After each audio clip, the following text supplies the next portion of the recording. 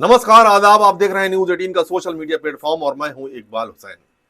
आपके हमारे इस खास नशरियात में जहां हम आपको ईरान और इजराइल के दरमियान चल रहे तनाव और जंग के ताज़ा तारीन हालात से रूबरू कराएंगे। आज 14 जून 2025 को मिडिल ईस्ट में एक बार फिर तनाव अपने उरूज पर है। इजराइल ने ईरान की न्यूक्लियर और सैन्य तासियात पर बड़े पैमाने पर हवाई हमले किए, जिसके जवाब में ईरान ने इजराइल पर बैलिस्टिक मिसाइलों से हमला किया। ये एक ऐसा वाकया है जो न सिर्फ मिडिल ईस्ट बल्कि तमाम आलम के लिए फिक्र का सबब है। इस वीडियो में हम आपको ताज़ा खबरें, इस वाकये के पस मंजर और इसके मुमकिन नताइज बताएंगे। तो चलिए शुरू करते हैं आज का सफर। बीती रात यानी 13 जून 2025 को इजराइल ने ईरान की न्यूक्लियर तासियात और सैन्य ठिकानों पर एक बड़ा हवाई हमला किया, जिसे इजराइल ने ऑपरेशन राइजिंग लाइन का नाम दिया। यह हमला ईरान के नतांज एनरिचमेंट कॉम्प्लेक्स और कई सैन्य हवाई अड्डों जैसे तबरिज और हमदान पर मरकूज था। इजरायली डिफेंस फोर्सेस आईडीएफ का कहना है कि इन हमलों का मकसद ईरान के न्यूक्लियर प्रोग्राम को कमजोर करना, तबाह करना और खत्म करना था, क्योंकि इजराइल का मानना है कि ईरान न्यूक्लियर हथियार बनाने के करीब पहुंच चुका था। इस हमले में ईरान के 2 सीनियर सैन्य commander, Islamic revolutionary guards corps IRGC के कमांडर इन चीफ हुसैन सलामी और ईरान के आला सैन्य अफसर मोहम्मद हुसैन बघेरी हलाक हो गए। ईरानी मीडिया के मुताबिक तेहरान में कम से कम 80 अफराद हलाक और 100 से ज्यादा जख्मी हुए। ये ईरान के लिए एक बड़ा सदमा है, क्योंकि ये दोनों कमांडर उसकी सैन्य हिकमत अमली के लिए बेहद अहम थे। जवाब में ईरान ने इजराइल पर 3 अलग अलग बैलिस्टिक मिसाइल हमले किए, जिनमें तेल अवीव और रमले में बड़े धमाके हुए। इजरायली मीडिया के मुताबिक एक इजरायली खातून जो मिसाइल हमले में शदीद जख्मी हो गई थी, उसकी वफात हो गई और कम से कम 63 अफराद जख्मी हुए। आईडीएफ का कहना है कि ज्यादातर ईरानी मिसाइलों को रोक लिया गया या वो अपने निशाने से चूक गए, लेकिन मरकजी इजराइल में कुछ मिसाइलों ने नुकसान पहुंचाया। ईरान के सदर मसूद पज़हश्कियान ने एक टेलीविजन खिताब में कहा कि इजराइल के इस हमले का जवाब जायज और कभी होगा। ईरान के सुप्रीम लीडर अली खामेनेई ने भी फरमाया कि तेहरान का जवाब नाकाफी नहीं होगा। इसके साथ ही ईरान ने अपनी हवाई हदूद बंद कर दी है और अमेरिकी शहरियों को ईरान से निकलने की सलाह दी गई।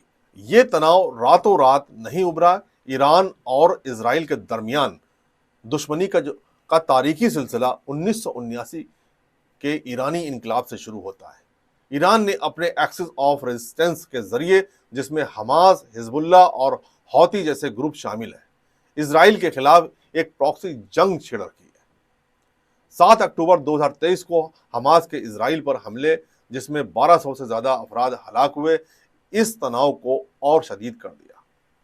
इसके बाद इजराइल ने सीरिया में ईरानी समर्थन वाले मिलिशिया और कमांडरों को निशाना बनाना शुरू किया।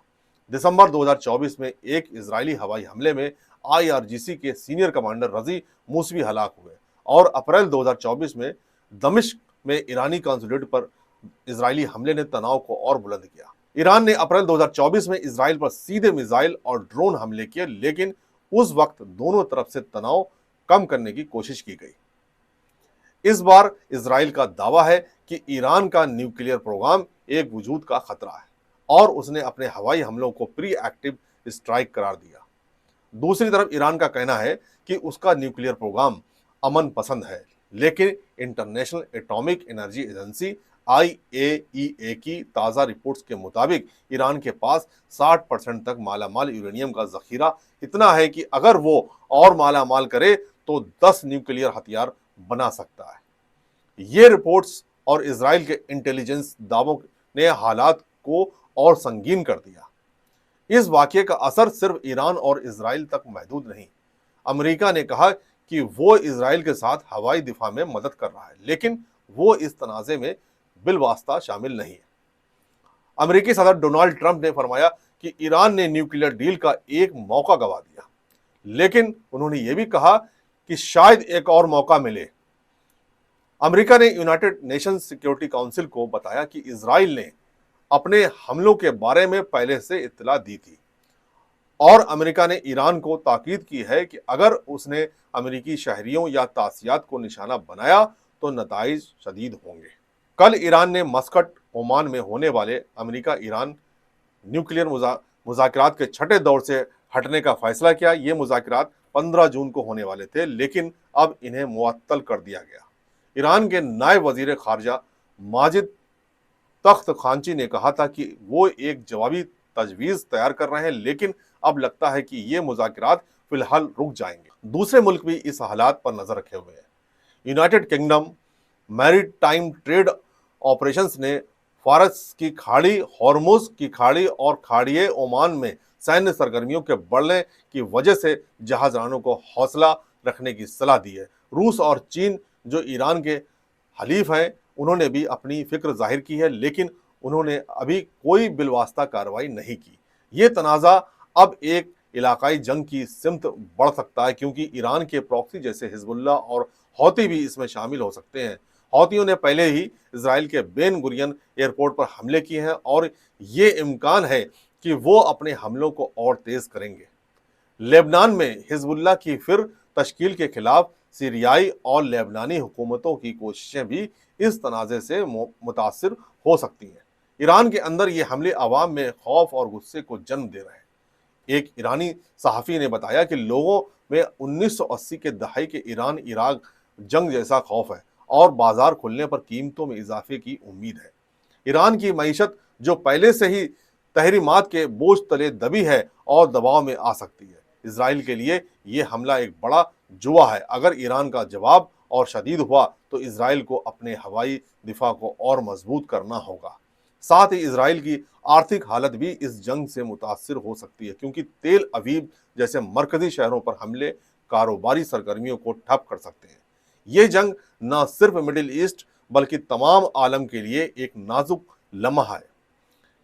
क्या ये एक बड़ी जंग की शुरुआत या बैनुल अक़वामी कूटनीति इसे रोक पाएगी, ये देखना बाकी है।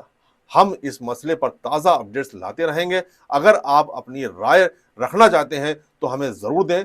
तब तक के लिए हमें इजाज़त दीजिए। जय हिंद।